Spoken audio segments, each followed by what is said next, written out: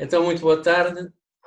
Estamos aqui mais uma vez para uma daquelas entrevistas com pessoas que convidamos para falar connosco, para terem conversas sobre a sua atividade e sobre aquilo que fazem.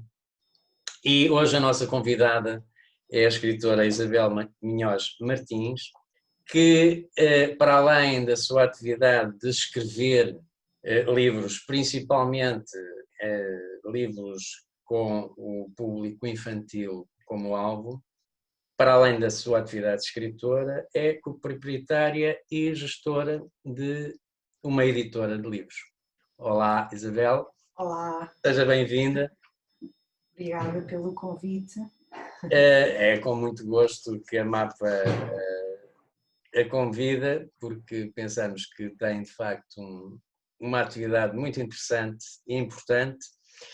E essa editora, que é coproprietária, tem o nome de Planeta Tangerina, que é um nome que eu acho delicioso.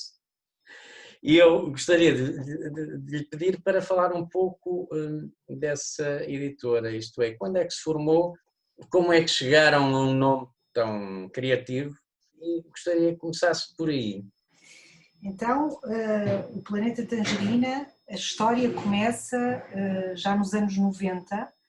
Nós somos, as pessoas que formaram a editora, antes de tudo somos um grupo de amigos e conhecemos no liceu, nós estudámos todos juntos na parede, fazíamos todos parte de uma turma de artes. Depois fomos estudar para a Faculdade de Belas Artes, depois cada um teve as suas experiências profissionais e a certa altura, estando cada um num tipo de trabalho diferente, fomos desafiados para fazer uma revista infantil para crianças, uma revista semanal que na altura era distribuída com um jornal. E então aí juntámos uns para fazer as ilustrações, outros para fazer os conteúdos escritos, outros para fazer a parte do design gráfico. E começámos a trabalhar juntos com esse ritmo de fazer uma revista semanal. Tínhamos só um computador para trabalhar na altura, porque isto ainda foi no finalzinho dos anos 90, ou ainda foi em 99. E pronto, criámos assim, tivemos muito essa experiência de trabalhar todos juntos, em equipa.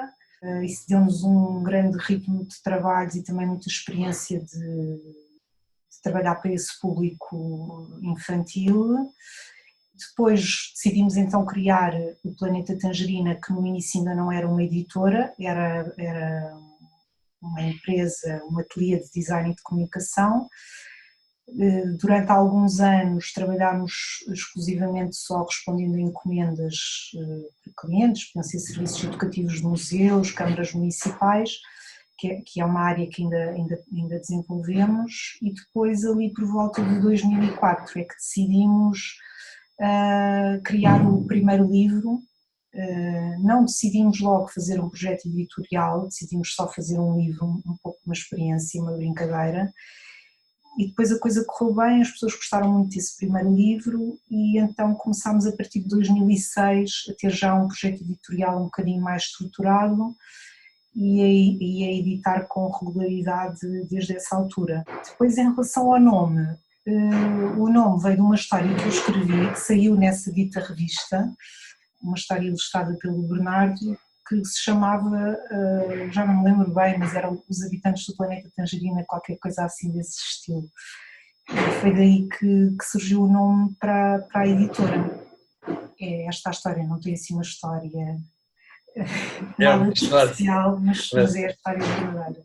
Sim, mas é uma história bastante interessante pela forma como nasceu um projeto que se tem desenvolvido e tem feito um trabalho de tal forma com uma qualidade reconhecida que tem obtido diversos prémios internacionais ao nível da edição de livros infantis, penso eu. Eu gostava de lhe perguntar como é que, digamos, os responsáveis por uma editora que nasce da forma como que descreveu, sentem de facto este reconhecimento internacional e de que forma é que esse reconhecimento internacional já chegou ou não aqui ao Burgo.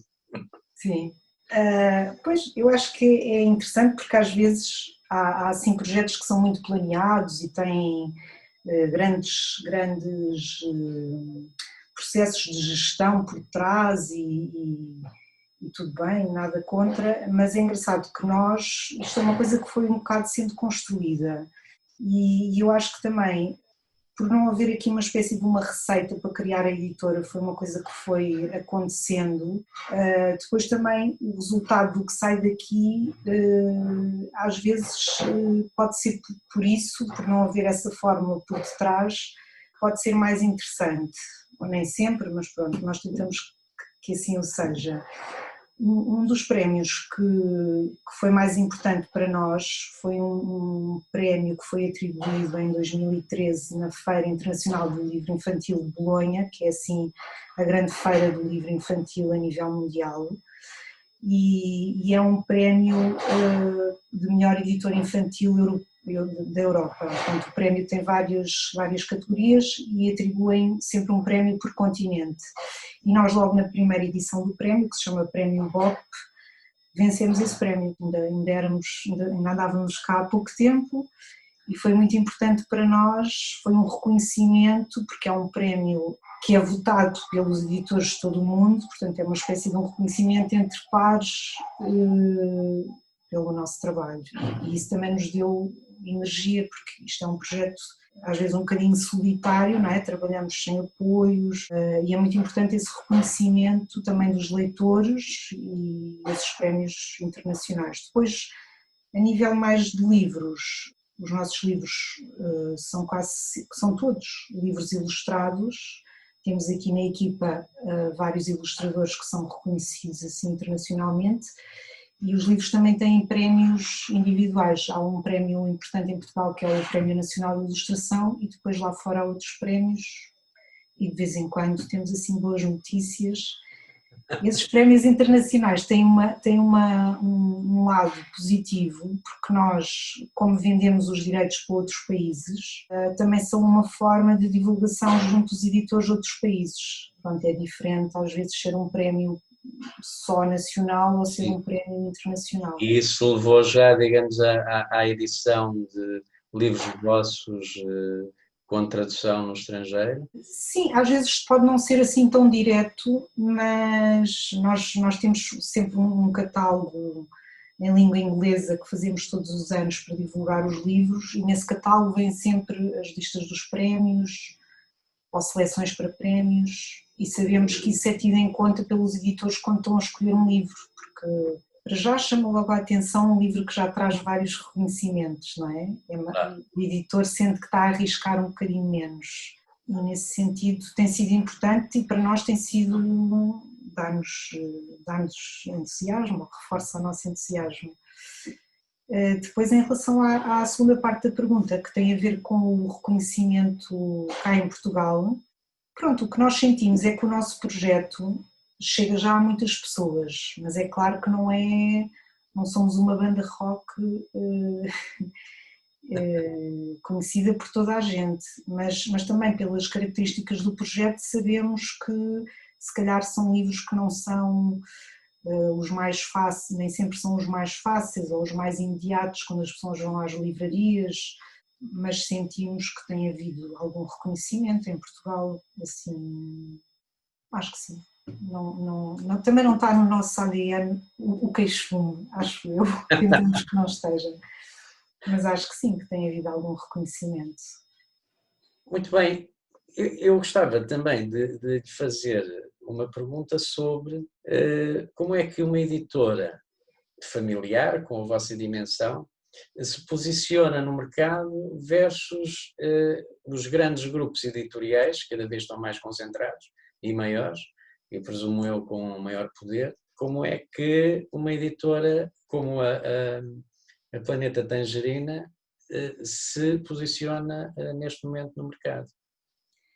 Essa parte de chegar aos leitores é uma parte difícil. Há quem diga que o calcanhar daqueles do mundo da edição é mesmo a distribuição, porque editam-se muitos livros por ano, muitos livros por mês, muitos livros todos os dias, o espaço das livrarias é limitado e os livros estão sempre a rodar, depois não são vendidos, são devolvidos, e para nós essa parte não é muito fácil, também porque somos um projeto pequeno, nem sempre temos muita força para negociar as margens, por exemplo, com as livrarias, porque não sei se as pessoas sabem, mas às vezes as pessoas dizem, um livro é caro, só que, por exemplo, um livro que custe 10 euros, muitas vezes a percentagem varia um pouco, mas desses 10 euros, 5 euros podem ir para a livraria, portanto, e se o livro não é vendido, é devolvido, há um sistema de consignação, não é como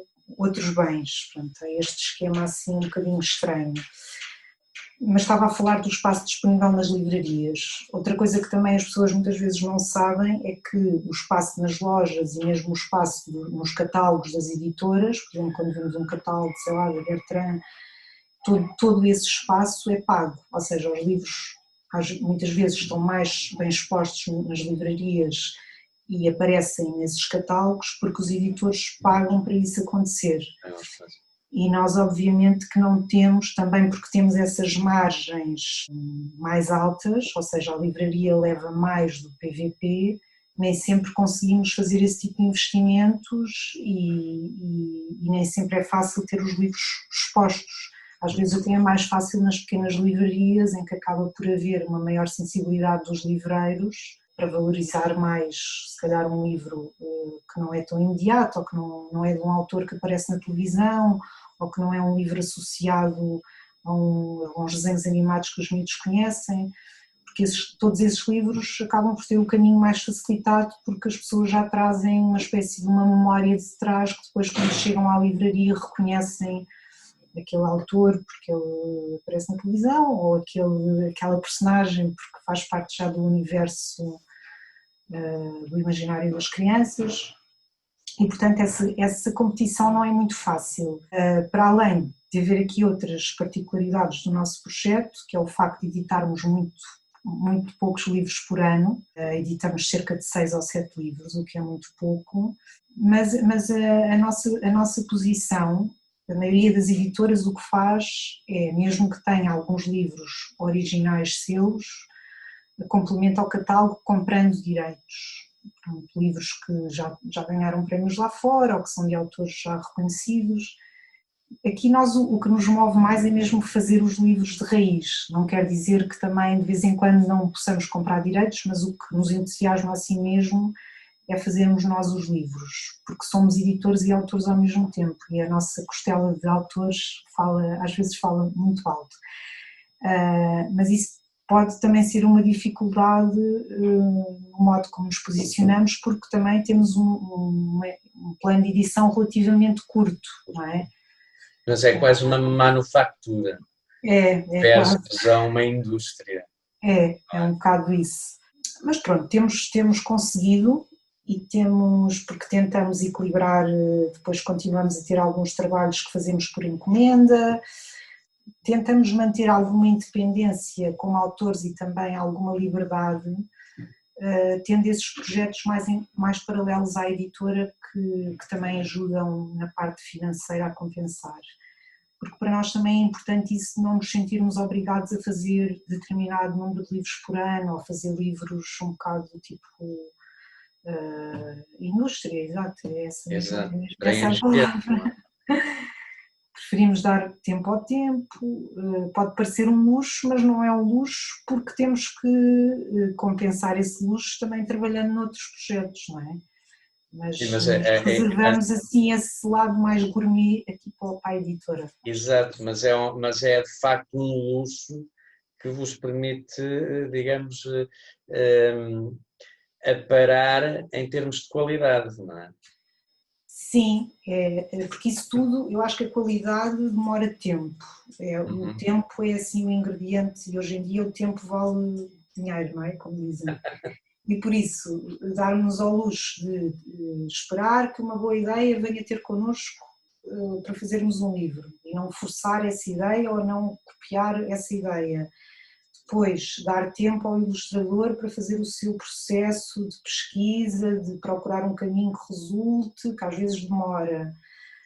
Depois mesmo alguns projetos que temos, por exemplo, livros informativos, que não são álbuns ilustrados, que são livros com bastante texto e que envolvem muita pesquisa. Vou mostrar só aqui um para verem, que é o nosso livro sobre o cérebro.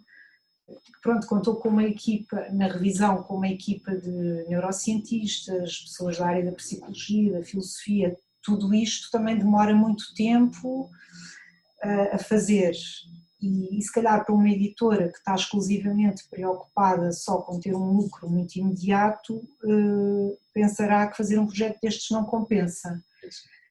Mas aqui eu tenho compensado, posso dizer. Mas curiosamente, a editora não se dedica exclusivamente à literatura infantil.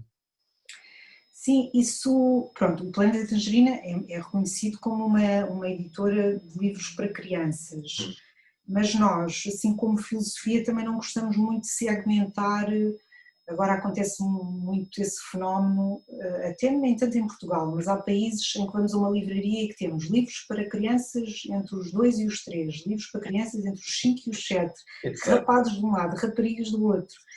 E isso é muito, limita a escolha, acho que também constrange um pouco o leitor, não é? Que eu posso ser uma criança de 9 anos e apetecer ler um livro que ele diz que é para 4 anos e o contrário, e gostamos mais que não haja essa segmentação. E também a maneira como nos dirigimos aos leitores, a nossa posição é muito de não excluir as crianças. E se me perguntarem o que é um livro para crianças, para mim é isso, é um livro que não exclui as crianças, pela linguagem que é acessível, não quer dizer que seja simplista ou pobre, mas que não a faz desistir do livro imediatamente, também pelos temas tratados.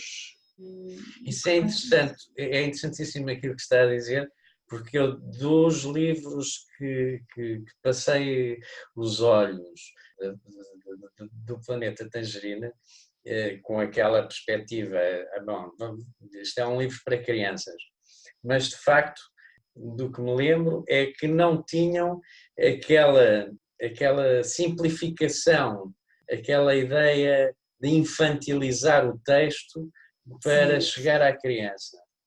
E se nós temos assim, costumamos dizer que temos 2 regras. Uma é desafiar sempre os leitores, ou seja, estar a fazer um livro que não nos desafia é como ir ver um filme ou ouvir uma peça musical que não nos desafia, não é? Isso não tem interesse. O que tem interesse é quando começamos a ler, a leitura do livro de alguma maneira nos transforma, e para haver essa transformação também pode ter algumas etapas em que há partes que são mais complicadas ou que nos fazem parar. Nós até no texto do último catálogo falamos de um processo interessante, que é enquanto estamos a ler, uma grande parte do tempo, na verdade, nós não estamos a ler, paramos e estamos em diálogo com os nossos pensamentos. Os neurocientistas já estudaram isso.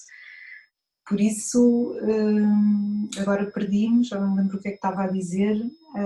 Não tem importância. Mas é isso.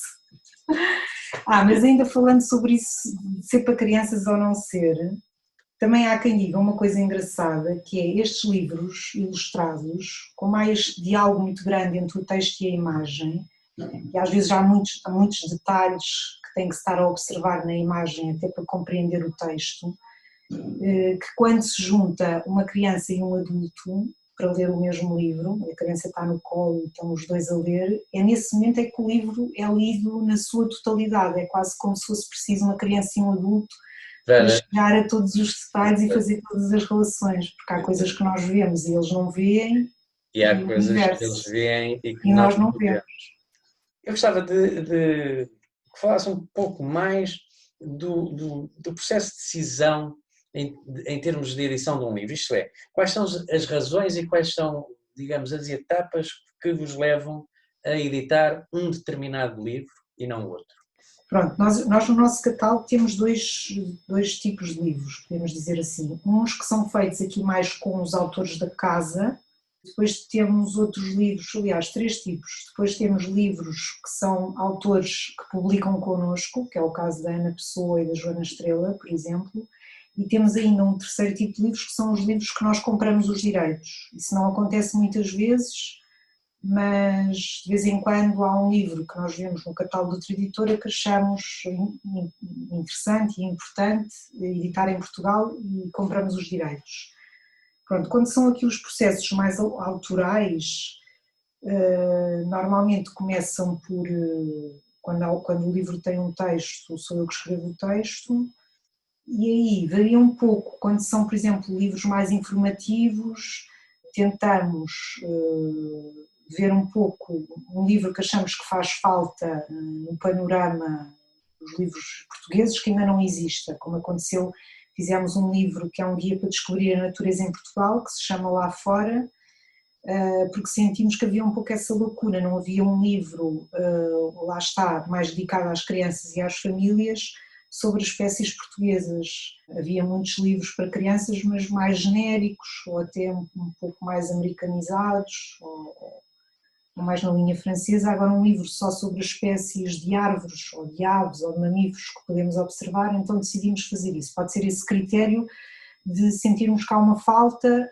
e que é importante preenchê-la. Agora, por exemplo, estamos a preparar um livro que vai sair até ao final do ano, que foi escrito por uma jornalista da Antena 2, que é a Isabel Meira, que é sobre o mundo, é um livro sobre jornalismo e sobre redes sociais e sobre fake news, que também gostávamos que fosse lido por miúdos aí a partir dos 12, 13 anos e adultos.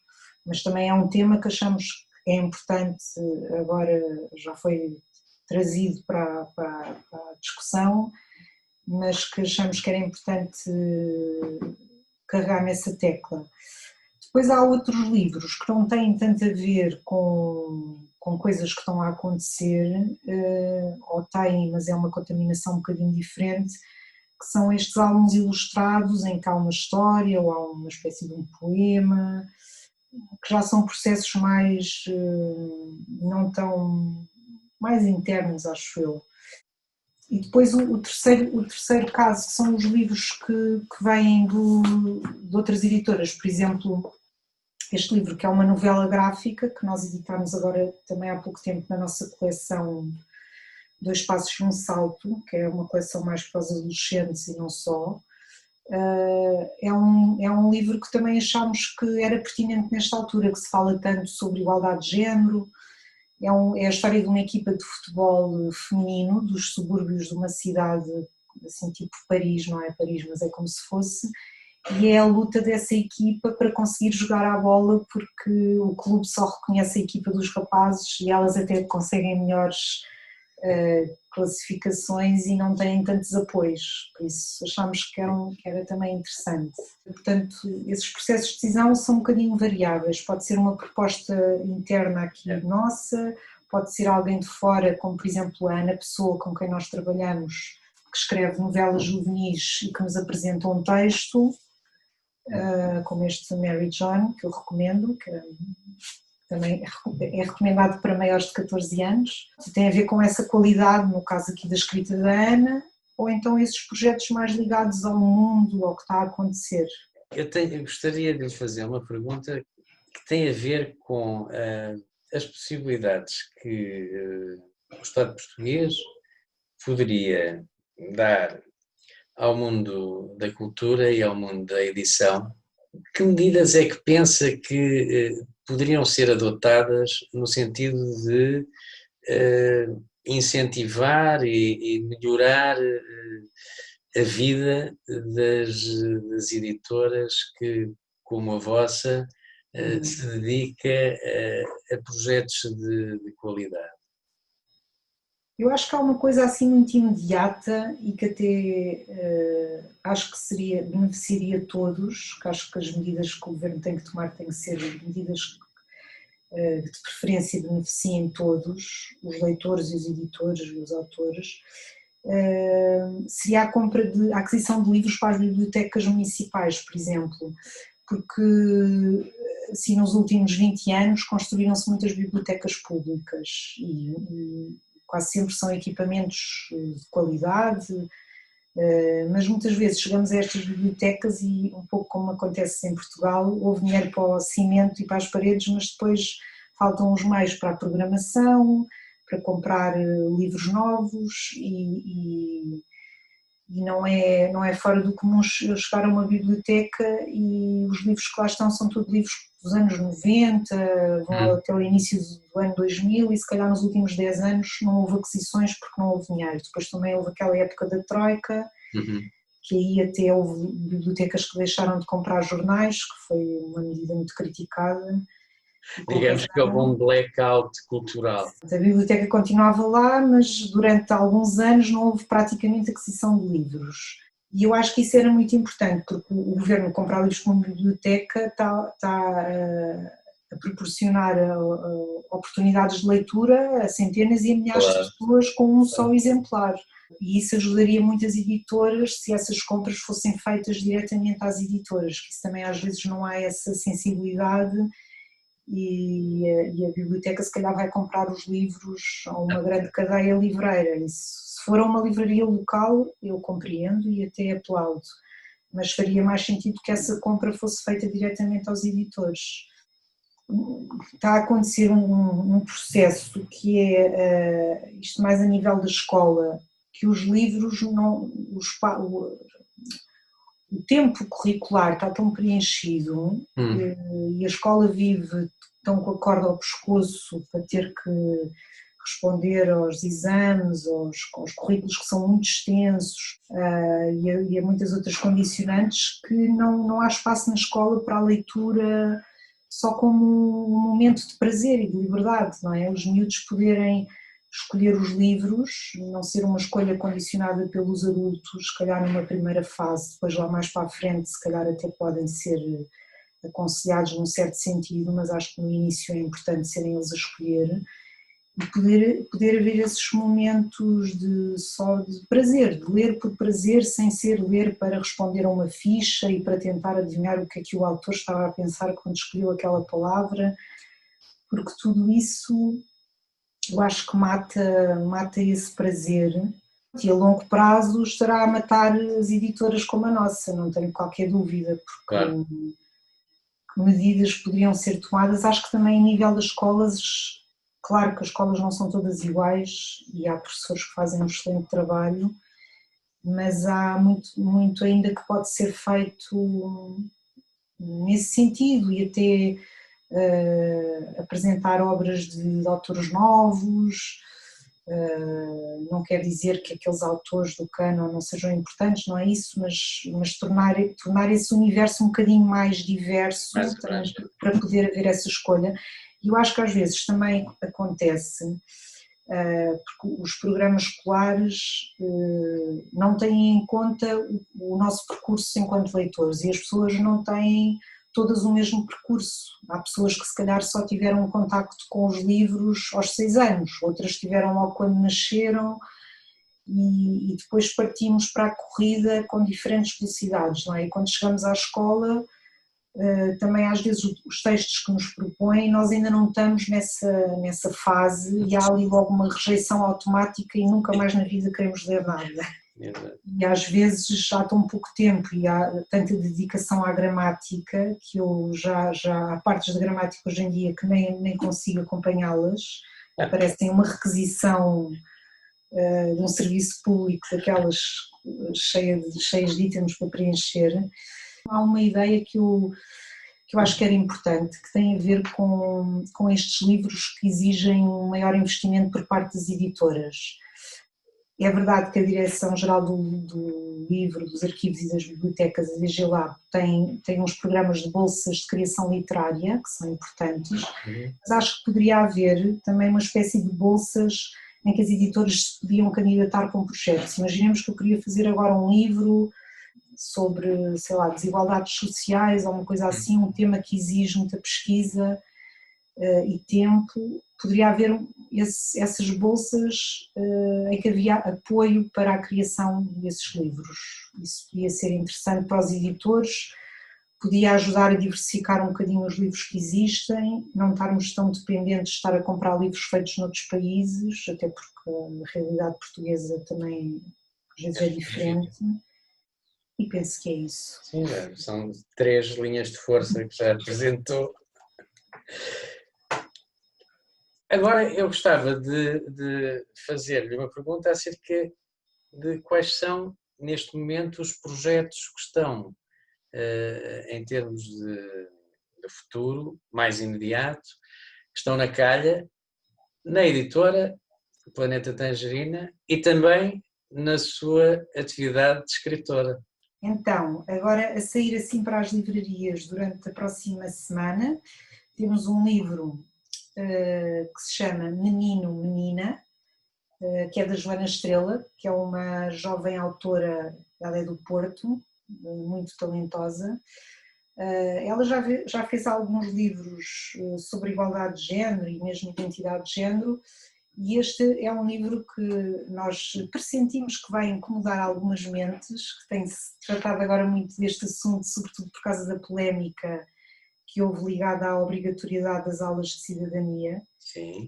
Na verdade, a polémica estava mais ligada a um item do programa curricular que tinha a ver com esses temas da identidade de género. E pronto, que é um livro, é uma espécie de uma reflexão, com muita sensibilidade e muito bem humorada sobre estas questões, que como é importante não vermos o mundo a preto e branco e conseguirmos e termos abertura de espírito para aceitar e integrar todos os tipos de pessoas que existem, com as suas cambiantes de cor. Este vai ser assim o próximo. Esse vai ser o próximo já. Depois temos um livro escrito pela Ana Pessoa e pela Madalena Matoso, assim para os mais pequeninos, com duas personagens, o Gnu e o Tchugo, que é assim um livro meio nonsense, divertido.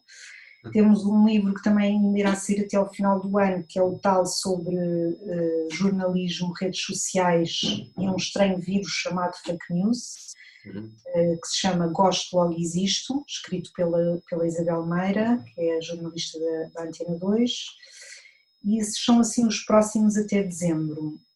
Depois eu tenho estado a trabalhar assim no último ano e meio, quase 2, num livro sobre a imaginação e a criatividade, que vai ser ilustrado pela Madalena, está agora assim em fase de revisão, vai ser um livro assim bastante grande, para tentar falar sobre o papel da criatividade no mundo, como ele é importante, como é importante a criatividade fazer parte também da escola, e não só da escola, de todos os locais de trabalho, desde a ciência às artes. É um livro que vai ter muitos exemplos e também algumas mini propostas de atividades inspiradas em artistas e em cientistas.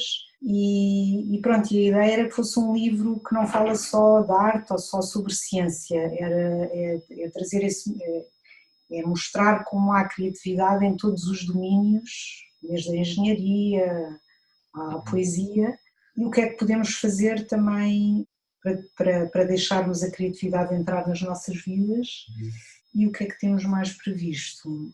Assim, de coisas que eu possa contar, acho que é tudo. E acho que é bastante.